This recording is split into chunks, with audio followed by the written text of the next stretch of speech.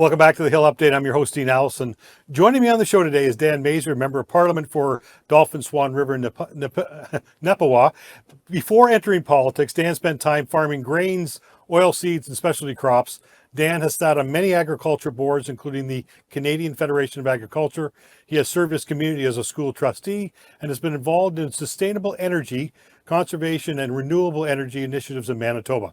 Dan was first elected in 2019 and re-elected in 2021. In October of 2022, Pierre Poilievre appointed him to shadow cabinet as the shadow minister for rural economic development and connectivity. Dan, welcome to the show. Thank you, Dean. Pleasure to be here. Listen, as I read your bio, I can't help but think that several of your roles prior to getting elected are probably now a great asset for you now as you're a member of parliament.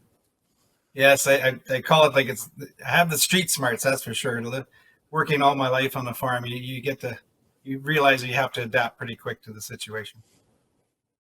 Well, let's talk a bit about, I want to talk about the carbon tax, but I want to tie it into your riding. Your riding's, I believe, over 55,000 square kilometers. Can you give viewers just a bit of a context on what the size of your riding is and why you think that rural Canadians are affected disproportionately as a result of the carbon tax?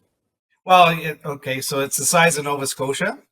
To put it in a Canadian context, what's really unique about it is it's mostly agriculture, made up of over 200 communities, 38 municipalities, 14 First Nation, and then we have Hutterite colonies as well, about 26 of them. What is really unique about it, you can drive to every square inch of it. It's got a road going to everywhere because we either produce agriculture, and that's everything from grains right through to potatoes, but also forestry up north when we get up to Swan River. So it's very, resource-based type of economy here, and people travel everywhere to do anything.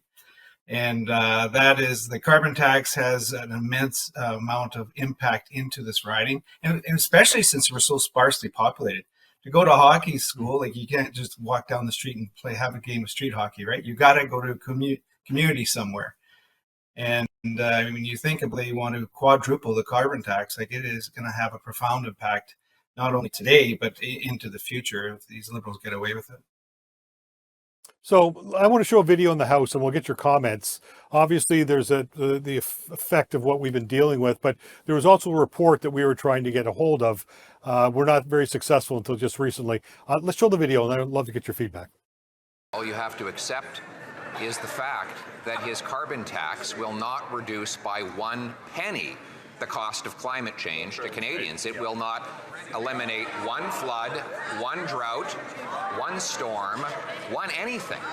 His carbon tax literally does nothing to change the weather or the climate. What it does is makes Canadians poorer. So will he finally admit that all along he's been misleading Canadians, that he knew he had the data that Canadians pay more and get less and get screwed over by the carbon tax? So, because we know that's going to cost people more, but we've been trying to get a hold of a report that the budget officer, parliamentary budget officer, has done, and we got some troubling news just as the end of Parliament, talking about what that. So, wouldn't you mind maybe discussing a little bit of what we heard? Well, one of the many questions we've been asking, I'm the vice chair of the Environment Committee, right? So we did ask the Environment Minister all around this talk around how many emissions have been reduced by the carbon tax, right? And I got a letter back actually in February saying that they don't measure that outcome. They don't measure the amount of emissions reduced from the carbon tax. And then they started doing this whole song and dance. As we got asking about the different reports that the Environment Commissioner was doing, there's one that I'm working on now is the Net Zero Accelerator, which I don't know if you're going to ask me in the future or not on this on this question. But this is an $8 billion green slush fund that was a Net Zero Accelerator fund. So it was made to provide funding to the heaviest emitters in Canada so they could reduce emissions. They were going to give them projects.